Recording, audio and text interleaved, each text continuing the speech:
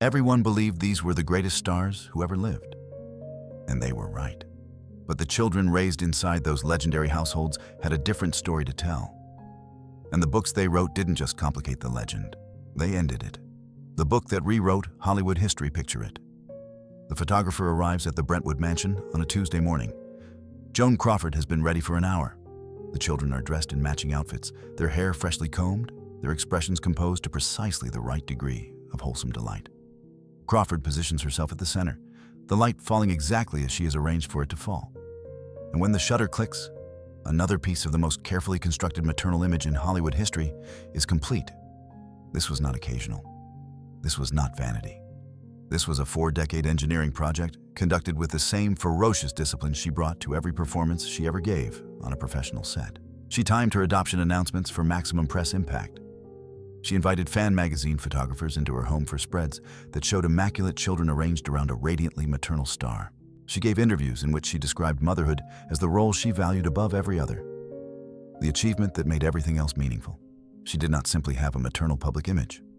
She built one, continuously and without interruption, and she never stopped building it. That distinction matters enormously, because what Christina Crawford destroyed in 1978 was not an accidental reputation. It was a deliberate construction, and the scale of the demolition was proportional to the scale of what had been built. Mommy Dearest arrived in bookstores 1 year after Joan Crawford's passing, at a moment when the subject could neither respond nor seek legal remedy. Christina had spent years in a complicated, and by her account, deeply painful relationship with her famous mother. And the book she produced was not a gentle or ambivalent account. It described a household governed by a woman for whom control was as essential as oxygen, where cleanliness standards were enforced with terrifying intensity, where the boundaries between discipline and cruelty were, according to Christina, non-existent, and where a child's primary experience was of a mother whose love arrived inseparably entangled with conditions, punishments, and a rage that could ignite without warning. The incident involving wire hangers, which became the book's most famous and most parodied moment, was not presented by Christina as an isolated episode. It was a symbol of something systemic, a household atmosphere she described as one of sustained and normalized psychological pressure punctuated by physical punishment. The book became a cultural event, and it did something to Joan Crawford's reputation that the studios, the fan magazines, and 4 decades of careful image management could not undo. It replaced the official version of her with a different one, written by someone who had been inside the house. 3 years later, in 1981, the story reached an even wider audience when Faye Dunaway brought Joan Crawford to the screen in the film adaptation, a performance so operatic and so specific that it permanently fused the wire hanger image into popular culture, ensuring that a generation who had never read the book would carry Christina's version of her mother with them for the rest of their lives. But here is what the wire hanger simplified, and what the full story requires. Crawford's younger adopted twins, Kathy and Cindy, disputed Christina's account publicly, consistently, and across many years of interviews. They did not offer vague disagreements or diplomatic qualifications. They were specific. Kathy Johnson and Cindy Jordan, the names they took after their own marriages, gave interviews in which they described a mother who was loving, who was present, who attended their school events and remembered their preferences and expressed affection in ways that bore no resemblance to the household Christina had described. Cindy stated directly that the Joan Crawford she grew up with was not the Joan Crawford of Mommy Dearest. Kathy said the same, repeatedly, across different decades and different interviewers, with a consistency that cannot be dismissed as simple loyalty to a famous parent's memory. Their testimony was not a minor footnote.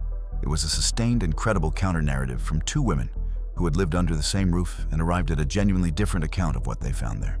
The book was never a unanimous family verdict. It was one daughter's experience, written with the force of long-held conviction, and it may have been entirely true, partially true, or filtered through decades of unresolved pain. That uncertainty is not a reason to dismiss Christina. It is a reason to resist the clean verdict. Christina and her surviving siblings never reconciled into a unified family account. The contradictions between their experiences remained unresolved and public for the rest of their lives, which may be the most honest thing that can be said about any complicated family. The truth did not resolve. It simply continued. What Mommy Dearest did to the culture is as significant as what it did to one star's reputation. Before 1978, children of famous parents had spoken carefully, if at all, about their private lives. After 1978, everything changed. The celebrity tell-all memoir, the child's account of what the mansion actually contained, onto the performance behind the performance begins here. Every other book discussed in this video exists in the world Christina Crawford made. That is a strange and formidable kind of power for a woman who spent her childhood being told she had none. Crawford controlled her image until her final breath and was never forced to answer for what Christina wrote. The next subject not only had to answer, she was present in the house on the most sensational night in 1950s Hollywood. And 30 years later, her daughter sat down and wrote every word of it. The night that never left. The book that finally explained it. The bedroom door of the Beverly Hills home was closed. Behind it, voices had been rising for some time. The kind of argument that those in the house could not ignore and could not escape. It was the night of April 4th, 1958. Lana Turner was inside that room with Johnny Stompanato. And 14-year-old Cheryl Crane was in the hallway, listening to everything. What happened next altered 3 lives permanently. And 30 years later, one of those lives sat down to explain how the night had been coming for a very long time. Lana Turner was not simply a movie star. She was a particular kind of golden age phenomenon. A woman whose private life was as much a part of her public identity as any film she ever made. Whose romantic tragedies were packaged and consumed by a public that found her suffering glamorous in ways that benefited everyone except the daughter watching from the next room. At the height of her MGM career, Turner was the sweater girl, the platinum blonde, the woman whose image appeared on magazine covers with a frequency that suggested the world could not get enough of her. She was married 7 times to 6 different men. Each marriage, each separation, each dramatic reconciliation was covered by the fan press as installments in an ongoing romantic saga that her audience followed with the devotion of serial readers.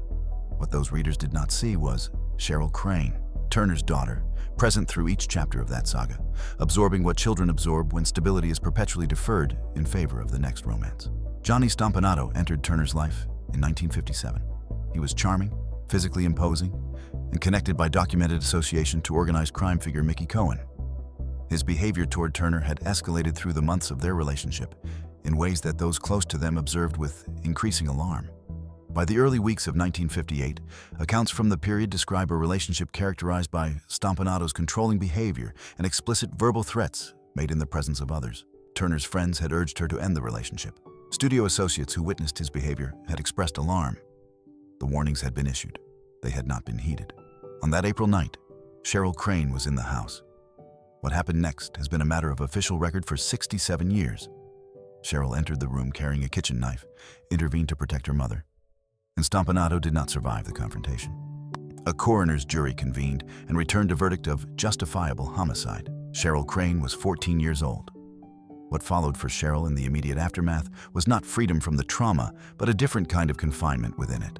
She was placed in a juvenile facility in the weeks following the inquest, separated from her mother at the precise moment when a daughter who had just experienced the most shattering night of her young life most needed parental presence. She spent those weeks and months in institutional care, while the outside world processed the story in the only frame it had available, as Lana Turner's tragedy, Lana Turner's loss, Lana Turner's most dramatic chapter yet. The fan mail arrived addressed to Turner. The sympathy was directed at Turner. The headlines named Turner. Cheryl existed in those headlines as an instrument of the plot rather than as a person at its center. The girl who had intervened, not the girl who had spent 14 years watching her mother choose the wrong men, while Cheryl waited in the next room for a stability that never came. She was 14 years old, in an institution, and the world was sending her mother flowers. Turner's testimony at the inquest became one of the most watched performances of her career. She appeared devastated, beautifully composed in her grief, and delivered an account of the relationship and the evening that held the packed courtroom in complete silence. Several observers noted, with varying degrees of discomfort, that the performance was extraordinary. The press covered it as a tragedy. The fan mail that arrived afterward was sympathetic. But Turner's career continued. Cheryl's life did not continue in any ordinary sense for a very long time. Detour, published in 1988, was the account Cheryl finally produced of what those years had actually contained. It did not present the night of April 4th as an isolated catastrophe. It presented it as the foreseeable consequence of a childhood spent watching her mother make catastrophic romantic choices, while Cheryl remained too young and too powerless to do anything but absorb the consequences. The memoir describes a mother who was genuinely loving in the moments when she was present, and genuinely, chronically absent in the ways that accumulate across a childhood and leave permanent marks. Turner prioritized her romantic life over her daughter's stability with a consistency that the fan magazines had never covered, and whose full cost only became visible 30 years later when her daughter put it on the page. The memoir also revealed something about the inquest itself that the official record had never fully addressed: the question of what a 14-year-old girl experiences when she is placed at the center of a public proceeding, photographed and reported on and analyzed, while simultaneously being expected to behave as though her primary role in that proceeding is to support her mother's account of events rather than to process her own. Cheryl had protected her mother on the night of April 4th. She had been asked, in the months that followed, to continue protecting her. The book was the first time she had been permitted to stop. When Detour was published, Lana Turner did not publicly condemn it. She did not issue the kind of categorical denial that might have been expected from a woman who had spent her entire career managing her public narrative with considerable skill. Those close to Turner at the time reported that she was shaken by the memoir, not simply by its contents, which she knew, but by the act of Cheryl's telling, by the realization that the story she had believed was contained had been carried all along by her daughter in a different and more complete version than the one the public had ever been given. Turner was elderly by the time Detour appeared, and the fight she had spent her career mounting had largely left her. What remained between mother and daughter in those final years was something more fragile and more honest than anything the fan magazines had ever described. The lasting impact on Turner's legacy was specific and permanent. After Detour, Lana Turner's image as a glamorous, tragic romantic, the woman to whom terrible things happened through no fault of her own, became permanently complicated by her daughter's account of what that romanticism had required of the child living alongside it. The tragedy was real. So was the cost. And only one of them had ever been on the magazine covers. What followed between mother and daughter in the years after Detour appeared was not simple.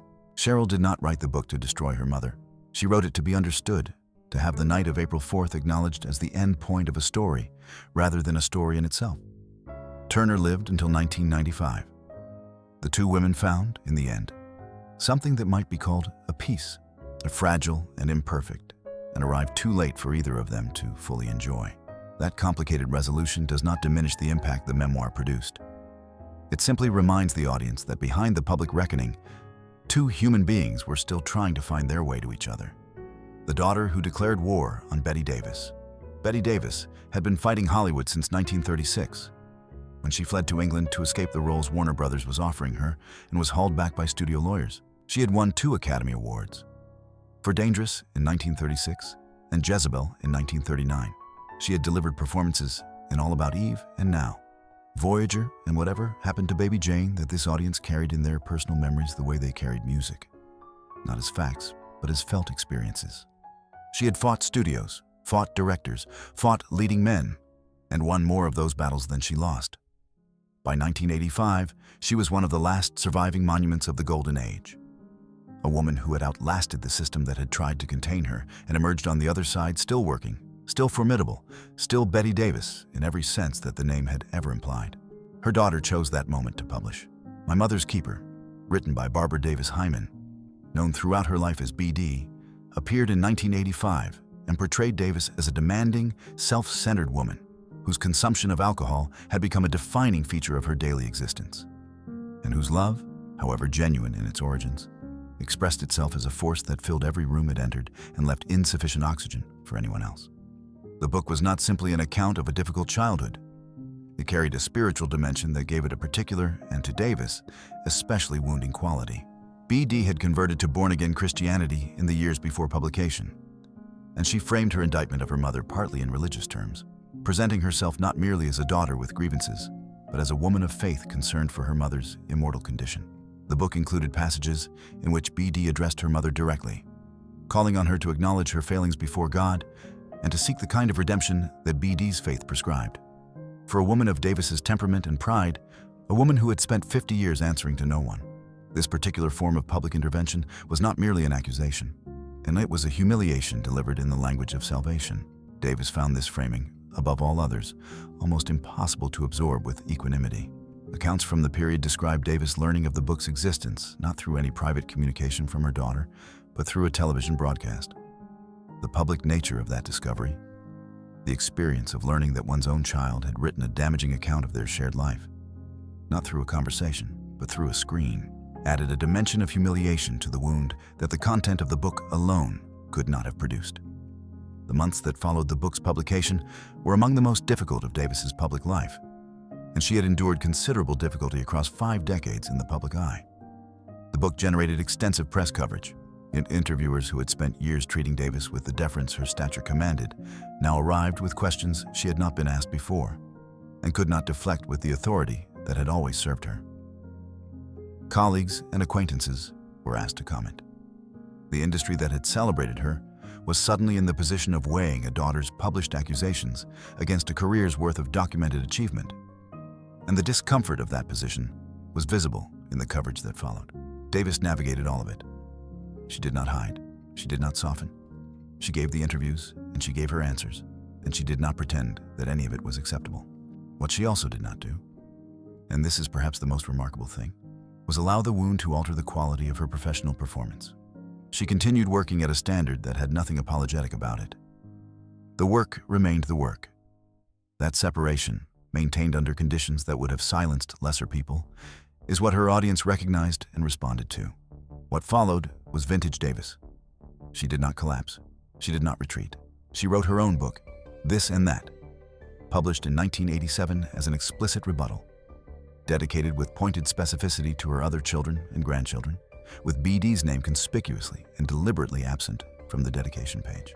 In its pages, Davis did not avoid the subject of her daughter's accusations. She addressed them with the directness that had defined her entire career, disputing specific claims, correcting specific characterizations, and making clear that she considered the book a betrayal she had done nothing to deserve. She did not beg for sympathy. She stated her case. That was always the Davis way, and it remained so to the end. She continued to give interviews in which she addressed the accusations directly and without the softening qualifications that a more diplomatically inclined subject might have employed. She continued working. In 1987, at the American Cinema Awards, the industry rose to its feet in a tribute that suggested, with some clarity, that Hollywood's collective verdict on the matter differed substantially from her daughter's published one. Davis continued working until the final months of her life. She passed away in October of 1989 without reconciling with BD. That absence of reconciliation was not, by most accounts, a failure of will on her part. It was a decision arrived at by a woman who had spent her entire professional life refusing to pretend that things were other than they were. There is a reason this audience has always responded to Bette Davis with something beyond ordinary admiration. She showed them, in the worst year of her personal life, that dignity was a choice, and she made it every single day. Davis fought back with every weapon her stature provided and never surrendered the field. The next subject had no public weapons available, because the woman who dismantled her was a daughter who had been inside the mythology from birth and wrote nearly 600 pages about what she found there. The goddess dismantled from the inside. Marlene Dietrich understood the way an architect understands load-bearing walls as structural, as essential, as the thing that holds everything else up. The legs are insured by Lloyd's of London, the voice that seemed to arrive from somewhere cooler and more remote than ordinary human speech. The public mystique maintained across decades with an engineer's precision and an artist's absolute commitment. She was not a woman who happened to have a famous public image. She was a woman for whom image was the primary project, and everything else, including, according to her daughter, her child, was subordinate to its maintenance. Maria Riva was born in 1924, the only child of Marlene Dietrich and her husband Rudolf Sieber. She grew up in the immediate gravitational field of one of the most carefully constructed personas in Hollywood history, required to be useful, required to be discreet, required above everything else not to interfere with the image.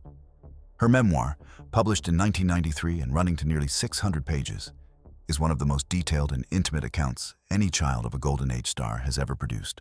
It is also, in the most important ways, not a book written in anger. What Riva describes is a mother who was genuinely brilliant and genuinely charismatic and almost entirely absent in the ways that matter to a child. Her treatment of Maria functioned less like motherhood and more like personnel management. The daughter useful for certain tasks, expected to be grateful for proximity to greatness, would never consulted about the disruptions her mother's choices introduced into her own developing life. The detail from Riva's account that has stayed with readers longest is this. Dietrich reportedly directed the lighting at her own grandchildren's birthday parties, not to ensure the children were well photographed, to ensure that she herself remained the most photographed and most striking figure in the room, not the grandmother at her grandchildren's celebration. the star of every room she ever entered, including the ones that were supposed to belong to someone else. And there is a companion detail that deepens it further. Riva described occasions when Dietrich would arrive at family gatherings, having spent more time on her own appearance than the event itself was scheduled to last. The performance never stopped. Not for birthdays, not for grandchildren, not for anyone. There is a third detail, less theatrical than the birthday party lighting, and more quietly devastating for that reason. Riva describes growing up in a household where her mother's romantic companions, famous men, powerful men, men whose names appear throughout the history of the 20th century, came and went with a regularity that made domestic stability not merely absent, but structurally impossible. Maria did not simply lack a conventional childhood. She lacked the conditions under which a conventional childhood could have existed. Her mother had not failed to provide those conditions. She had actively organized against them because stability would have required the performance to stop, and the performance never stopped. And yet, here is what makes Maria Riva's memoir unlike every other book discussed in this video. Riva did not write it from a position of unresolved grievance. She wrote it as a woman who had loved her mother, who understood the sources of her mother's emotional limitations, and who had spent the final decade of Dietrich's life, 10 years of daily caretaking, 10 years of managing a woman who had once managed everything and could no longer manage herself. As her primary caretaker, dressing her, managing her affairs, sitting with her in the Paris apartment where Dietrich had barricaded herself against a world she could no longer perform for. Dietrich spent those final years in that apartment, refusing visitors, refusing most contact with the outside world, held together by the daughter whose childhood she had largely missed. The woman who wrote the most detailed dismantling of the Dietrich mythology also held her hand as she left the world. But the dismantling was permanent. After Riva's memoir, the Dietrich goddess exists only as an artifact, a construction whose interior is now fully visible, whose maintenance required the sacrifice of a child who was never permitted to matter more than the image. What Riva took away with one hand, she quietly restored with the other. But what she took away is gone. The untouchable goddess Marlene Dietrich spent 60 years constructing and did not survive her daughter's 600 pages. Nothing that is precisely observed ever does. If you haven't subscribed to Golden Age Files yet, now is the perfect moment. There are so many more stories from Hollywood's hidden history waiting for you, and we don't want you to miss a single one. Maria Riva permanently altered how the world sees Marlene Dietrich, from a household of constructed magnificence that turned out to be cold inside. The next chapter moves to a household of warmth so publicly celebrated that the entire country believed in it, and a son who came to understand that the warmth, like so much Golden Age product, had been very carefully made. When America's father came home, he was in your house at Christmas. He was the voice that came through the radio on December afternoons and made a particular kind of emotional promise, that warmth existed, that comfort was available, that the world contained reliable and unhurried goodness. You heard him in Going My Way, where he played a priest so warm and so decent that audiences wept at the ending. You heard him in White Christmas, in the road pictures alongside Bob Hope, in the recordings that arrived every holiday season without fail across 4 decades. For a generation that had come through the Depression and the Second World War and all the specific exhaustions of mid-century American life, that promise was not trivial. It was, for many people, a genuine and recurring comfort that arrived every year without fail. Bing Crosby was not simply famous. He was woven into the texture of private memory in a way that very few performers ever achieve. In Gary Crosby's memoir, published in 1983, just 6 years after his father's passing in 1977, while the world was still fresh in its grief for the man it had loved, asked the people who loved that voice to understand who had actually made it. Going My Own Way describes a father who administered physical punishment with a leather belt, consistently and without apparent guilt, across the childhoods of his 4 sons from his first marriage to Dixie Lee. It describes a man who was emotionally withholding in ways that left no visible marks, but produced damage that Gary, by his own account, spent decades attempting to process. It describes a household organized entirely around the comfort and the preferences of the man at its center, where the children's needs were acknowledged when convenient and set aside when they were not. 2 of Gary's brothers, Philip and Dennis, provided corroboration for significant elements of his account in their own public statements. Philip confirmed the physical punishment was real and consistent. Dennis, in his own interviews, described a father who was essentially unknowable behind the warmth he projected for the camera, a man whose public accessibility existed in inverse proportion to his private availability. A 3rd brother, Lindsay, was lost to the world in 1989. That fact belongs in this account because it is part of the true record of this family, and it is mentioned here with the restraint that the weight of it requires. Then there is the complication. Bing Crosby married Catherine Grant in 1957, when he was in his mid-50s. The children they had together, Harry, Mary Frances, and Nathaniel, described, in their own accounts given across the years, an entirely different father.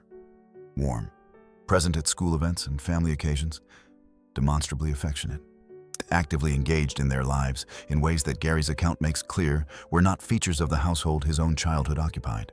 Harry Crosby, in particular, spoke about his father with genuine warmth and described a man who attended his performances, expressed pride openly, and demonstrated the kind of consistent emotional availability that Gary's account suggests was entirely absent from the first family's experience. Sit with that for a moment, because it asks something genuinely difficult. It is not a story about a monster who fooled the world. It is a story about a man who was, apparently, a different father to different children, which in some ways is harder to absorb than simple villainy would have been. Villainy is resolved? This is not resolved. This is a man who apparently learned something, or changed something, or was changed by circumstances in the space between one family and the next, and did so too late for the sons who had already grown up, without what the second family received as a matter of course. There is no version of that truth that provides the kind of clean ending the audience wants and the material refuses to deliver. Gary Crosby knew it. He said so directly in interviews given after the book's publication that the hardest part of writing it was not the specific memories, but the knowledge that somewhere, in a different household, his father had apparently managed to be the man Gary had always needed. That knowledge did not diminish Gary's account. It made it lonelier. Gary Crosby passed away in August of 1995, at the age of 62, 12 years after the memoir's publication. Those who knew him in those final years reported that the book had not delivered the release he had hoped writing it would provide. The distance between what he had written and what he had actually needed from his father, which was not a book's worth of public acknowledgement, but a private conversation that could never now happen, remained. He spent those years doing what he could with what was available to him, which is what most people do. But the piece the memoir was supposed to produce turned out to be more complicated than a publication date could resolve. Some things can be written down and still not be finished. What is determinable is the cost. What it cost Gary to write the book. What it cost his brothers to read it. What it may have cost Lindsay in ways that cannot now be known. Under the man whose voice made the most comforting musical promise of the 20th century, left his first family with very little comfort at all. That sentence belongs in the same company as the rest of what this video has been building toward. The gap between the performance and the household. The distance between the public warmth and the private truth. The next chapter enters that gap from a completely different angle. Not a household of manufactured warmth, but a household of spectacular, genuine, world-historic glamour. And a son who discovered that glamour and presence are not the same thing at all. The son who grew up with Marilyn Monroe in his living room. There is a detail in Christopher Kennedy Lawford's memoir that stops readers cold. He describes being a small boy in the Malibu household of his father, Peter Lawford, MGM contract player, Rat Pack member, brother-in-law to the 35th President of the United States, when Marilyn Monroe arrived and taught him to do the twist in the living room. Frank Sinatra was his sister's godfather and arrived for dinner with presents that were, by Christopher's own account, entirely inappropriate for a 4-year-old. His Uncle Jack called the house late at night to share news that would appear in morning papers across the country. Christopher was perched on a craps table in Las Vegas, while Sinatra and Dean Martin played cards nearby. He attended gatherings where the people his father introduced him to were the same people whose photographs hung in every magazine in America. The household was not simply famous, it was the place where the 20th century happened informally. And Christopher grew up watching it from a child's eye level, absorbing everything and being noticed by almost no one. This was not a childhood. This was the innermost circle of Golden Age Hollywood at the precise moment of its maximum power and glamour. And Christopher Kennedy Lawford grew up at its center and felt, in the middle of all of it, completely invisible. Peter Lawford arrived in Hollywood in the 1940s as a British-born MGM contract player whose combination of charm, good looks, and genuine social ease made him one of the most naturally likable presences the studio system produced during that era. He appeared in pictures alongside Elizabeth Taylor, June Allison, and Katharine Hepburn. He was not the most celebrated actor on the MGM roster, but he was perhaps the most effortlessly sociable, and that quality proved more durable than many more prominent careers of the period. By the early 1950s, he had become the connective tissue between Hollywood's most glamorous social world and the political world that was beginning to intersect with it. His friendship with Frank Sinatra, Dean Martin, Sammy Davis Jr., and Joey Bishop placed him at the center of the Rat Pack, the most celebrated social phenomenon of its era. His marriage to Patricia Kennedy in 1954 then added the most powerful political family in America to a social world that was already without parallel. The Malibu household Peter Lawford established became the place where Hollywood and Washington met, where history happened casually, where the people shaping the 20th century gathered on Saturday afternoons and called each other by their first names. His son Christopher, the eldest child and only boy, watched all of this from a position that the memoir published in 2005 describes with painful precision. Symptoms of Withdrawal is not primarily a book about Peter Lawford. It is primarily a book about Christopher's own struggle with dependency that consumed his 20s and 30s before he achieved sobriety. But woven through the account of that struggle is a portrait of a father that permanently complicates the golden age image Peter Lawford occupied. Christopher writes not with bitterness, but with the particular clarity of a man who has spent years in recovery, learning to see his own life honestly. And what he saw, and when he looked back at that Malibu household and the father at its center, was a man who gave everyone in the world his warmth and charm and presence, except the boy who needed it most. The marriage between Peter Lawford and Patricia Kennedy ended in 1966. Christopher was 11 years old.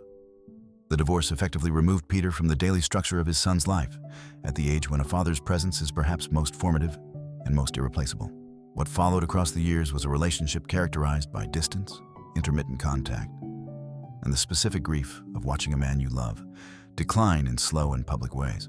Peter Lawford's own dependencies worsened across the 1970s. His career contracted. The glamour that had defined him receded. Like Christopher describes in the memoir a specific and recurring experience, reaching for his father across the distance the divorce had created. And finding the distance had become the permanent condition rather than a temporary circumstance. The boy who had grown up with the most famous people in the world at his dinner table could not get his father on the telephone. Peter Lawford passed away in December of 1984 at the age of 61. Christopher was 29 years old and in the middle of his own struggle.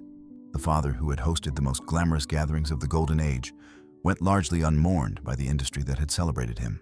Christopher's memoir, written from the other side of his own recovery, describes a man who was brilliant in company and unavailable in private.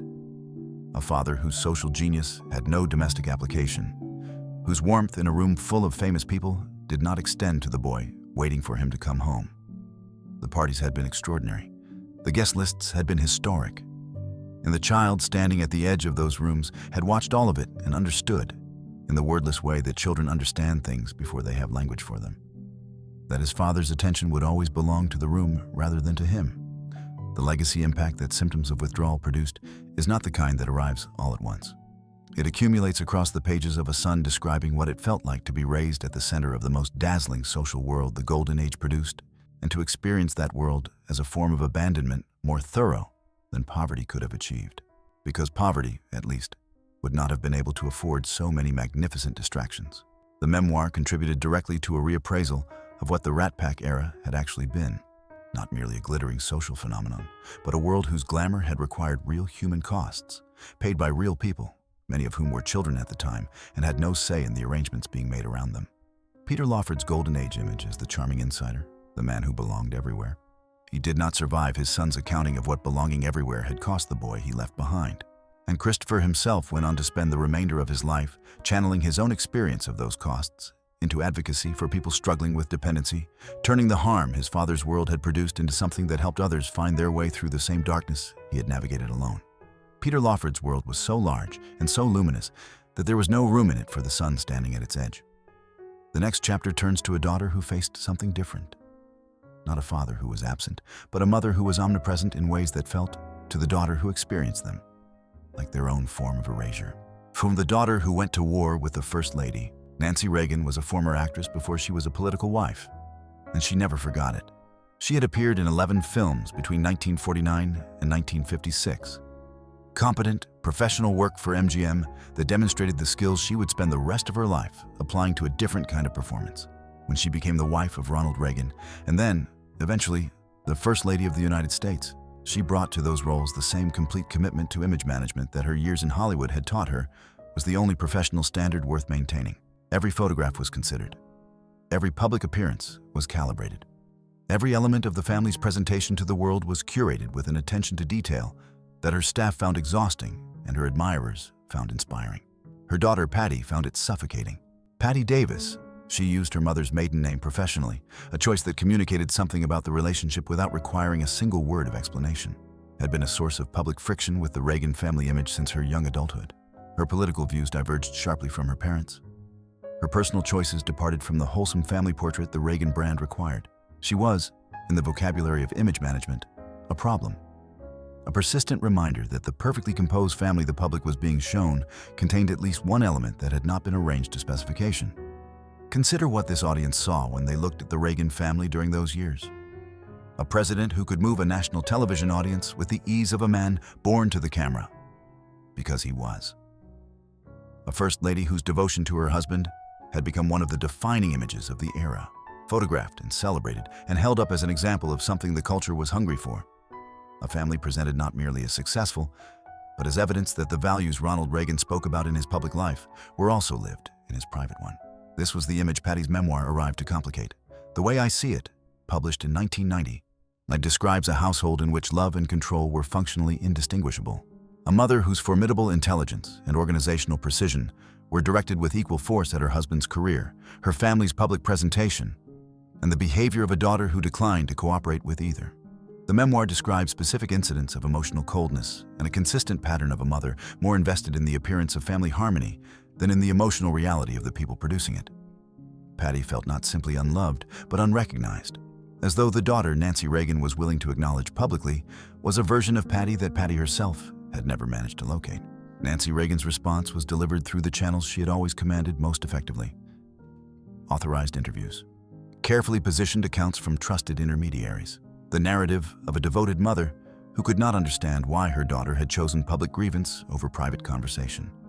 The response was competent, disciplined, and entirely consistent with the image management instincts that had defined Nancy Reagan's public life. It was also, for a significant portion of the public that read both accounts, insufficient. Patty's specific description of emotional coldness and image maintenance above authentic relationship was detailed enough and consistent enough with what others in the Reagan orbit had observed across the years that the denial did not fully hold. The lasting impact on the Reagan family's carefully maintained image was specific and measurable. It was not to Ronald Reagan's political standing, which was too established by then to be reached by a family memoir.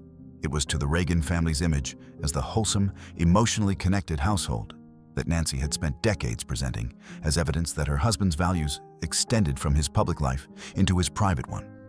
The performance had been completed. The family inside it had experienced something else entirely. 8 stories, 8 families, 8 books that insisted the performance was not the whole truth. Take a moment before the final chapter to tell us, which of these stories stayed with you longest? And which Golden Age Hollywood star do you believe history still hasn't told the full truth about? Tell us in the comments below. We read every single one, and your answers shape the stories we tell next. The final chapter returns to a household this audience visited in Chapter 1. It enters through a different door with a different child and finds something that neither simplifies nor dismisses what Christina Crawford wrote, but insists, quietly and with considerable force, that the full truth of any family is always larger than any single account of it can contain. The other side of the wall. Christina Crawford's account of the household she grew up in has functioned for nearly 50 years as the definitive version of that story. Mommy Dearest arrived in 1978, became a cultural landmark, and established in the public imagination a portrait of Joan Crawford's private life that has proved remarkably durable. It is the version most people know, and it is the version that comes to mind when Crawford's name is mentioned in a certain company. Christopher Crawford was in that house. He was adopted by Joan Crawford, raised under the same roof, present for the same years that Christina's book describes. He was not the primary voice in the story the culture chose to preserve. Mommy Dearest is, necessarily and explicitly, Christina's account of her own experience, and Christopher's childhood was not its central subject. But across the years following the book's publication, Christopher gave interviews and made public statements that added something to the record that the dominant narrative had not contained. Here is what he said. Not that Christina was wrong, not that the household was a happy one. What Christopher described in documented accounts across the years was a mother who was capable of genuine warmth toward him specifically, who could be present with him in ways that Christina's account did not reflect, who showed him a tenderness that the Mommy Dearest narrative had no architecture to accommodate. He spoke of a family dynamic that operated differently for different children at different times, shaped by temperament and circumstance, and the particular emotional weather of any given year in that household. One specific quality he documented: Joan Crawford was, toward him, capable of a gentleness that the dominant narrative had no room to acknowledge. Where Christina experienced the household as a place of relentless pressure and unpredictable rage, Christopher experienced something that existed alongside those things. Moments of genuine maternal connection that were real, that he carried with him, and that the wire hanger had made impossible for the public record to contain. That gentleness does not cancel what Christina described. It complicates it. And complication, in this context, is the closest thing to truth available. This is not a comfortable thing to sit with. It asks the audience to hold two accounts simultaneously and resist the verdict that one of them demands. It asks them to understand that a household can contain both of these experiences: the harm Christina described and the warmth Christopher remembered, not because one of them is being dishonest, but because families are not uniform in their effects, because a parent's cruelty and a parent's tenderness can both be real, and because the child who experienced primarily one may have no access to the other's experience of the same rooms. On the same years, the same woman, this is where all 8 stories arrive, finally, together. Joan Crawford and Christina, the image engineered across 4 decades, the book that dismantled it in a single publishing season, the film that burned it into cultural memory for a generation who never read the original, and the twins who spent the following decades insisting that the woman they grew up with was not the woman Christina described, and that both accounts were sincere, and that the household had been large enough to contain all of them. Lana Turner and Cheryl, the glamorous, tragic romantic whose magazine covers never showed the daughter sitting in an institution while the fan mail arrived. The girl who had protected her mother and been invisible in the accounting that followed, waiting 3 decades to finally be allowed to tell her own side of the story. And the mother who in her final years did not deny it, but sat quietly with the truth her daughter had put into the world. Bette Davis and B.D., the most indestructible woman Hollywood produced, who learned of her daughter's book through a television screen, absorbed the wound without flinching, wrote her rebuttal, addressed the accusations directly without softening a single one, dedicated the book to every child she had, except the one who had published first, and continued working until the end, without once pretending that dignity had not cost her something real. Marlene, Dietrich, and Maria, the goddess who directed the lighting at her grandchildren's birthday parties to ensure she remained the star of a room that was supposed to belong to the children, and the daughter who spent 10 years dressing her and sitting with her and managing everything a person requires when the world has become too much to face, and told the world all of it, with love still intact. Bing Crosby and Gary, the voice of American Christmas, the leather belt applied across 4 sons, the second family who described a different father entirely, the loneliness of knowing that the father Gary needed had existed, just not for him. In the 12 years Gary lived after publication without ever quite finding the peace he had hoped the writing would deliver. Peter Lawford and Christopher Kennedy, the Rat Pack insider whose world was so large and so luminous that his son standing at its edge could not reach him across the distance that the divorce and the dependencies had made permanent. And who went on to spend his own life helping others navigate the same darkness that his father's absence had helped create, turning inherited harm into something that served the world. Nancy Reagan and Patty, the most carefully image-managed family in American political history, and the daughter who looked at that image from the inside and could not find herself in it, who used her mother's own maiden name as a declaration, and who wrote the book that said the performance had not been the whole truth, and the family inside it had experienced something else entirely. These were not simply scandals in formation, waiting for the right decade to be exposed. They were human beings in genuinely impossible situations, shaped by an industry that demanded performance in every room they occupied, including the private ones their children were watching from. The studios that manufactured their images had no interest in what those images cost at home. The fan magazines that celebrated their domestic lives had no access to what those domestic lives actually contained. The audiences who adored them, who carried their faces and their voices into their own private memories and kept them there across decades, were loving something real. The performances were real. The talent was real. The beauty and the wit and the craft were real. So was the harm. The tell-all books were not simply acts of betrayal, though some of them contained betrayal as one of their ingredients.